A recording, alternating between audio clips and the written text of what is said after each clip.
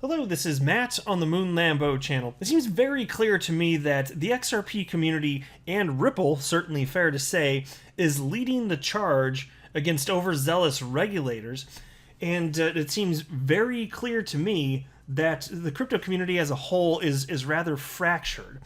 In fact, there are some that are gleeful that the SEC has been coming after Ripple and XRP specifically.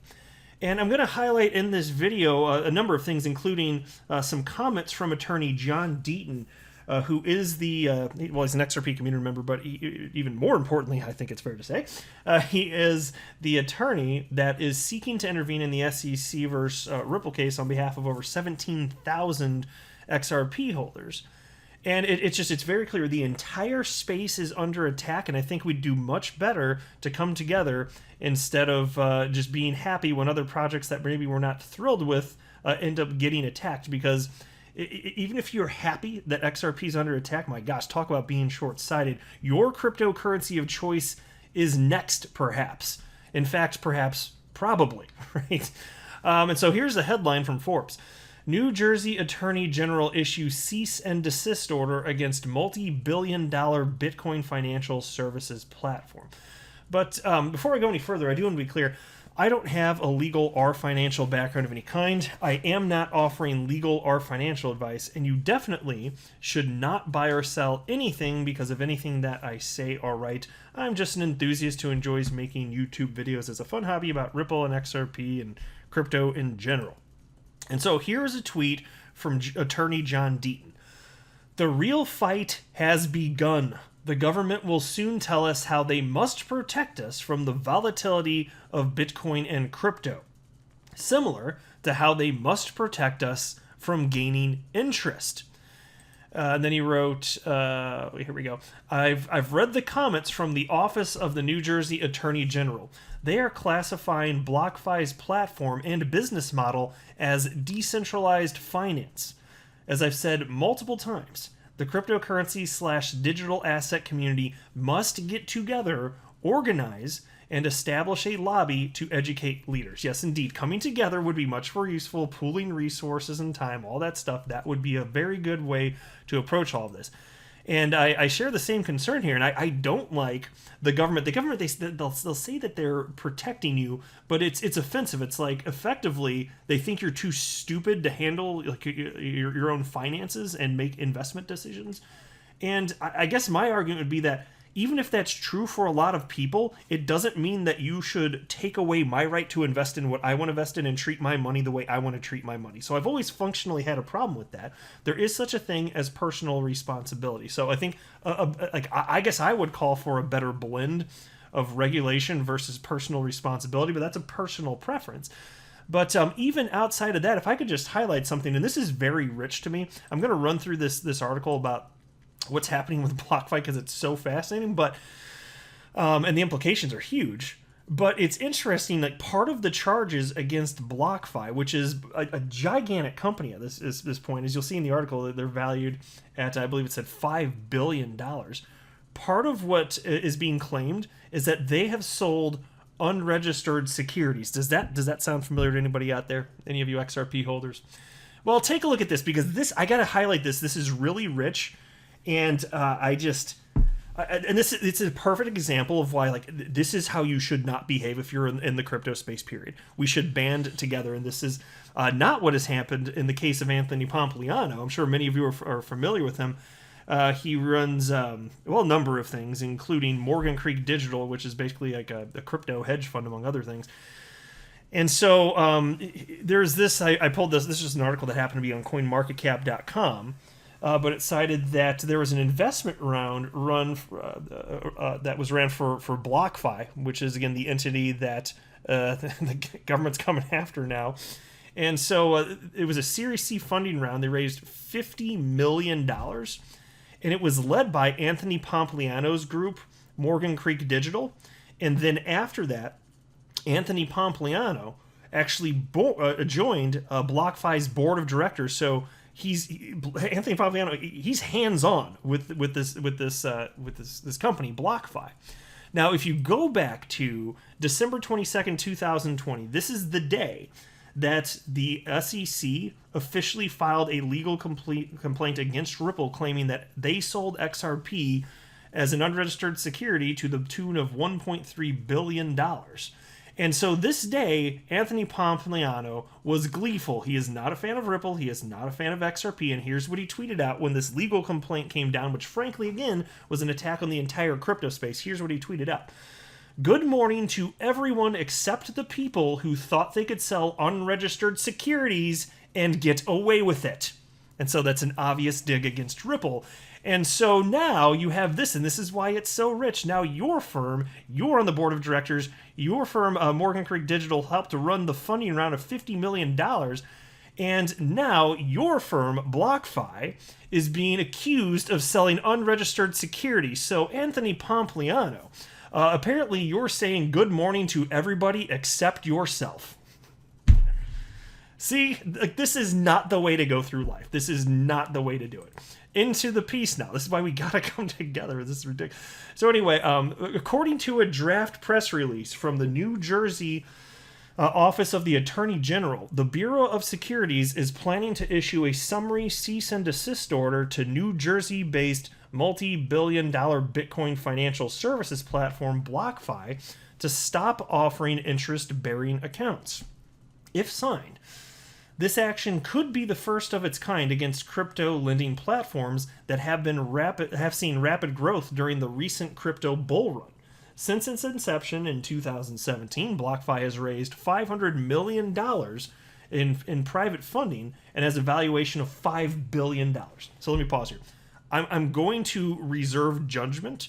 In a general sense, I do take issue with the way that regulators, well, most importantly, I'd say the SEC, has been, but it's not just them, has been coming out crypto. I take issue with all of this.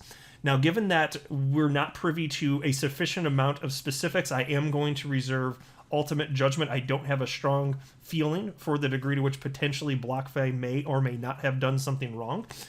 But still, I have to tell you, even without having additional information, it does seem to me like this would ultimately be an attack on decentralized finance because, and I'm going to read a little bit further here, but the idea of them selling unregistered securities, like that's part of the problem. So check this out.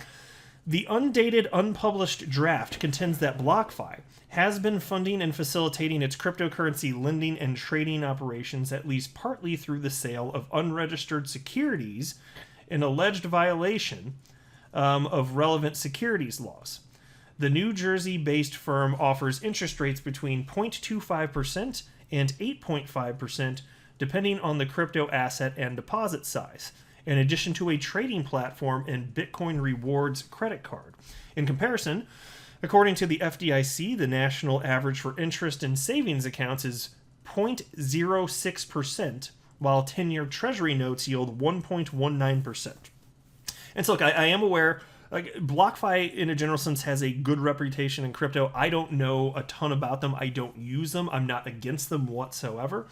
And the interest that they're offering, a lot better than a savings account, but it's nothing insane that would make me personally think, what the hell's going on here? It's not like they're pulling a BitConnect here, right? You know what I mean? Like there's nothing where the alarm bells are just screaming, this is too good to be true, this is too good to be true. And so my understanding to this point is they're well respected in the crypto space here. But anyway, the draft statement goes on to highlight how decentralized finance platforms, known in the industry as DeFi, do not offer FDIC or SIPC insurance like traditional banks and brokerages.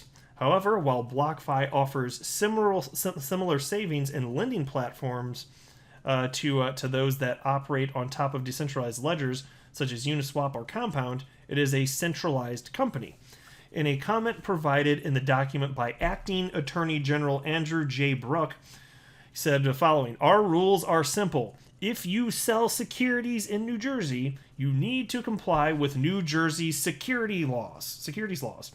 No one gets a free pass simply because they're operating in the fast-evolving cryptocurrency market. Our Bureau of Securities will be monitoring this issue closely as we work to protect investors." That's right, even you, Anthony Pompliano, you cannot get away with selling. I know he's just on the board of directors, but I'm just saying, you're a little... your little gem there of a company, BlockFi, and nobody can get away with selling securities. There you go. So good morning to everybody but yourself. While Bitcoin and Ether are widely believed to be commodities based on SEC and CFTC comments and actions, others assert other assets supported by BlockFi such as Chainlink and Uniswap have less clarity. If the cease and desist is eventually signed, it could be precedent-setting for how states could deal with other yet-to-be-categorized assets.